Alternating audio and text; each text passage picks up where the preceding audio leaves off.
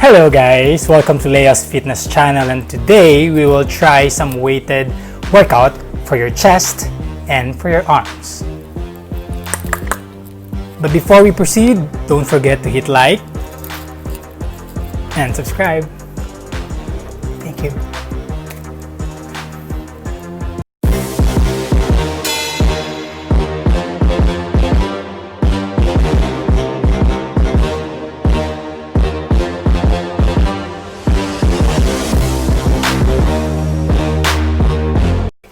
So today we'll try some weighted workout that is for your chest, for your arms, for your triceps.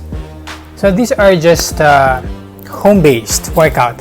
Kasi most of the time wala naman tayong bench that we can use sa bahay to do the bench press, you know, the incline and the decline press for your chest workout. But for today, since we will be doing some weighted workout, it doesn't mean na kailangan nyo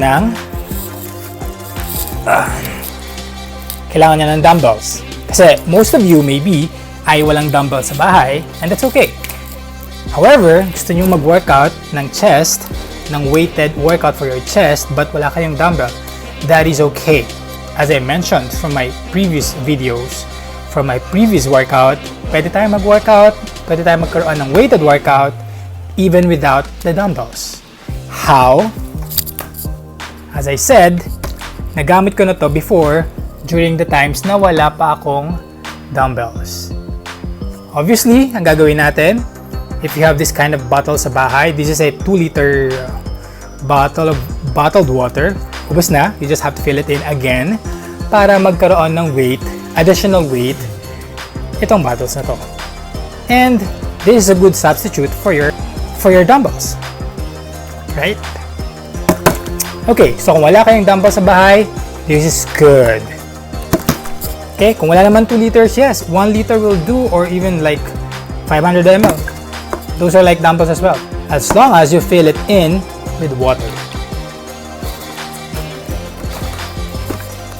Okay, so solve ang problema natin kung wala kayong dumbbell sa bahay. You can still do weighted workout for your chest and for your triceps. These videos are some of my weighted workout routines for my chest and for my triceps. You can do this at home, and just make sure, especially kapag gumagamit ka ng dumbbells, lalo na pagka heavy dumbbells ang ginagamit nyo, make sure that you are doing it really safe. Do not lift really heavy dumbbells and ending up getting injured. That is really bad. Just start from your most comfortable weight, no, yung pinaka kaya nyong buhatin, that you know you can do repetitions. Kasi baka mamaya, yes, mabigat nga yung bubuhatin nyo, pero you just did it like once and magka-injury ka pa. Okay, better yet, start from your lightest weight and let's see how far you can get from there. Okay, always remember that you listen to your body, no? Pakinggan mo sarili mo kung hanggang saan mo kaya magbuhat, or ano yung pinaka-komportable mong kayang buhatin, and that's where you can start. Okay, for this workout, I think I did repetitions more than 10, but it's okay if you start from kahit 8 lang, or lower than that, depende kung hanggang saan nyo kaya. You just have to do it on a 3 sets program. So, ibig sabihin, if you started from 4 repetitions for each of the workout, kailangan consistent ka lang doon. 4 reps for 3 sets. Okay? But it's not, but of course, it's okay if you do it more than 4 repetitions. No? But again, just be careful. Safety is our priority. Okay? And hindi kailangan mabilis. No? You just have to do it really on a good pace, on a slower pace. Sabi ko nga sa inyo, mas nagiging efficient yung workout natin if na-hit natin ng tama yung muscles. And one way to do that is to observe kung paano nyo ito ginagawa, and hindi natin kailangan magmadali. Okay, I think that's it.